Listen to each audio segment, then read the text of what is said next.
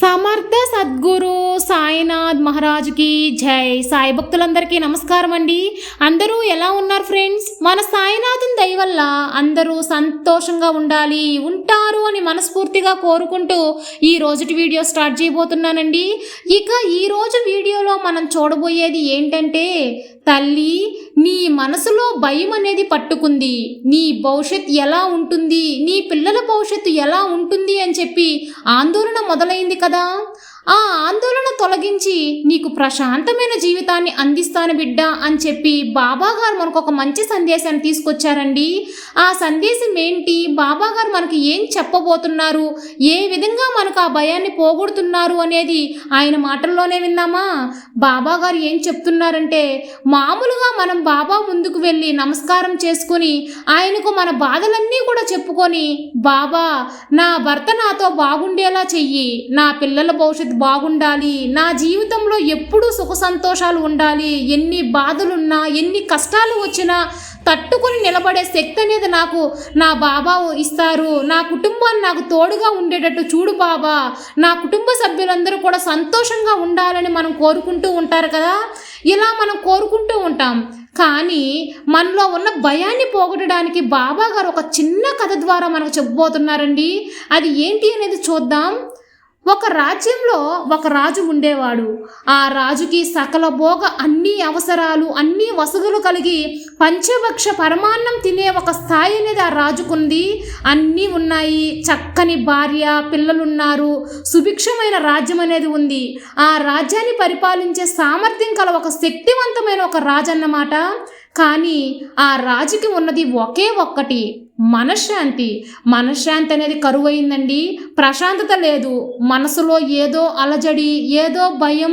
ఇలాంటి ఒక జీవితం అనేది గడపడం అనేది చాలా కష్టం కదండి. మనసులో భయం, అలజడి, ప్రశాంతత అనేది లేకుండా ఇవన్నీ కూడా పంచభక్ష పరమాన్నాలు, అన్ని వసతులు, రాజయోగం లాంటి జీవితం అన్నమాట. కానీ ఇవన్నీ కూడా ప్రశాంతత, సంతోషం లేని జీవితం అనేది ఆ రాజుకు నచ్చలేదు. కానీ మనం చనిపోదాం, ఈ జీవితం అనేది నాకు వద్దు, విరక్తి చెందిందన్నమాట. ఈ భయంతో, ఈ అలజడితో, ఈ మనసు ప్రశాంతత లేని జీవితం నాకొద్దు, చనిపోవాలి అని నిర్ణయించుకున్నాడు ఆ రాజు. నిర్ణయించుకున్న తర్వాత తన బండిలో ఒక భటుణ్ణి తీసుకుని రథం ఎక్కిపోతున్నాడు అన్నమాట. ఎక్కడికో చనిపోవాలి అని చెప్పి వెళ్ళిపోతున్నాడు. వెళ్తూ ఉండగా దారిలో ఒక చెట్టు, ఆ చెట్టు కింద ఒక జ్ఞాని కూర్చొని ధ్యానం చేస్తూ ఉన్నాడండి.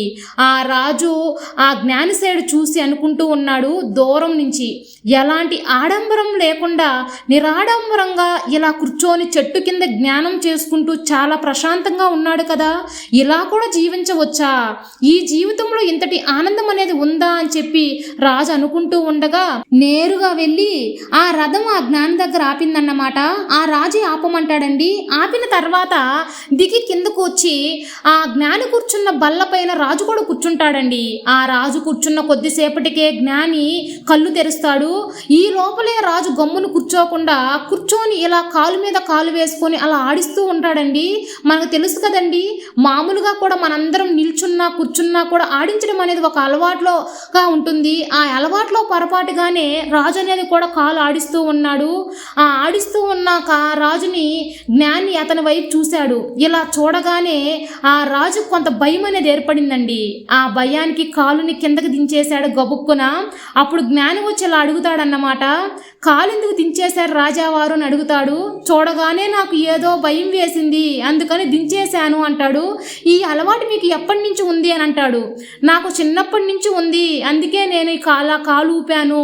చిన్నప్పటి నుంచి ఉన్న నీ అలవాటుని ఇప్పుడు నన్ను చూడగానే ఎందుకు ఇలా ఆపేశావు, ఎందుకు ఈ విధంగా చేశావు, ఈ చిన్న విషయానికే నువ్వు భయపడుతున్నావు, రాజ్యాన్ని ఏ విధంగా పరిపాలిస్తావు, నీ సొంత అభిప్రాయం అనేది, నీ సొంత ధైర్యం అనేది లేదు, నీకు ఏదైనా కూడా మన పుట్టుకతో వచ్చింది, మనం ఎప్పుడూ కూడా మార్చుకోకూడదు, మనంగానే ఉంటేనే మనం రాజ్యంలోని ప్రజలను కూడా మనం బాగా పరిపాలించగలము, ఏదైనా కూడా మన సొంత నిర్ణయం అనేది తీసుకోగలగాలి, నీకంటూ ఒకటి ఉండాలి కదా, ఆ ఇదనేది నువ్వు పోగొట్టుకోకూడదు, ఎప్పుడు కూడా నువ్వుగా జీవించు, నువ్వు నిజాయితీగా జీవించినప్పటికీ నువ్వు ఎప్పుడూ కూడా ఓడిపోవు, కాబట్టి నువ్వుగా ఉండు అని చెప్పి ఆ జ్ఞాని ఆ రాజుకు బోధిస్తాడన్నమాట. ఇలా దీన్ని బట్టి మనకు ఏం అర్థమైందంటే, ఏంటంటే మనం ఎప్పుడూ కూడా ఒకరిని చూసి భయపడకూడదు ఫ్రెండ్స్. ఎప్పుడు మనం ఏమవుతుంది, మనంగా ఉండాలి, నిజాయితీగా ఉండాలి, మనం చేసే పని మనం సూటిగా చెయ్యాలి. ఇలా చేసినప్పుడు మనల్ని ఎవ్వరూ ఎప్పుడు ఒక్క మాట అనేది కూడా అనలేరు. కాబట్టి దీన్ని బట్టి మనం అర్థం చేసుకున్నది, నీలో ఉన్న భయాన్ని పోగొట్టుకోవాలి అని చెప్పి బాబా గారి యొక్క చిన్న కథ ద్వారా మనకు సందేశం తెలియజేశారండి. ఈ వీడియో కనుక మీకు నచ్చినట్లయితే ఒక లైక్ చేయండి, మరి కొందరు సాయి భక్తులకు షేర్ చేయండి.